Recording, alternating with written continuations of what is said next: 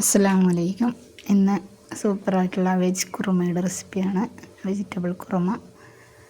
അപ്പം അപ്പത്തിനോ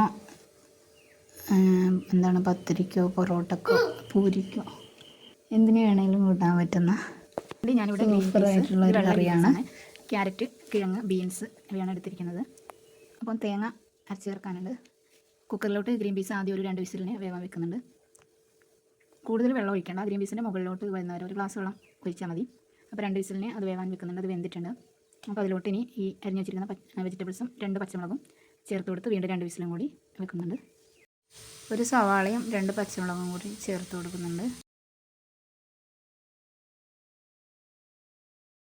ഇതിപ്പം വെന്തിട്ടുണ്ട്.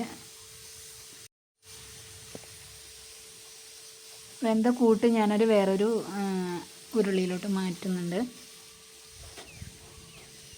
ഇതിലോട്ട് പൊടികൾ ചേർക്കുന്ന കുരുമുളക് പൊടിയും ഗരം മസാലയും മാത്രമാണ്. പിന്നെ ഇതിലോട്ട് തേങ്ങ അരപ്പ് ചേർക്കാനുണ്ട്. ഇതിലോട്ട് അരപ്പ് തേങ്ങ, ജീരകം, വെളുത്തുള്ളി, ചെറിയ ഉള്ളി, കറിവേപ്പില എന്നിവയാണ് അരച്ചിരിക്കുന്നത്. നല്ല പേസ്റ്റായിട്ട് അരച്ചെടുക്കണം. ഇനിയിപ്പോൾ ഇത് വെന്ത വെജിറ്റബിൾസിലോട്ട് ഈ അരപ്പൊന്ന് ചേർത്തിട്ട് ഒന്ന് മിക്സ് ചെയ്ത് ഒന്ന് തിള വരുമ്പോൾ, കൂടുതൽ തിളക്കണ്ട, തേങ്ങ ചേർത്ത കറികൾ തിള വരുമ്പോൾ നിർത്താം നമുക്ക്. അതിലോട്ട് പിന്നെ താളിച്ചൊഴിക്കുകയാണ് ചെയ്യുന്നത്. കാച്ചി ഒഴിക്കും. കടുകും വെളുത്തുള്ളിയും കറിവേപ്പിലയൊക്കെ ഒന്ന് കാച്ചി ഒഴിക്കും. ഇത് നല്ല സൂപ്പർ ടേസ്റ്റ് ഉണ്ട്. ഇതിലോട്ട് കശുവണ്ടി അണ്ടിപ്പരിപ്പും അരച്ചൊഴിക്കുക. ഞാനത് ഒഴിച്ചിട്ടില്ല. ആവശ്യത്തിന് വെള്ളം ഒഴിച്ച് കുരുമുളകും ഗരം മസാലയും ലാസ്റ്റാണ് ഇടുന്നത്.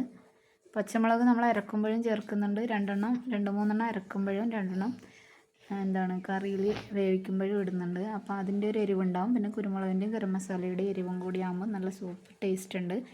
അപ്പം ഇത് കാണുന്ന പോലെ തന്നെ നല്ല ടേസ്റ്റി ആയിട്ടുള്ള ഒരു കറിയാണ്. മസ്റ്റ് ട്രൈ എന്ന് തന്നെ പറയാം. അപ്പം വീഡിയോ ഇഷ്ടപ്പെട്ടാൽ ലൈക്ക്, കമൻറ്റ്, ഷെയർ ഒക്കെ ഒന്ന് ചെയ്യണേ.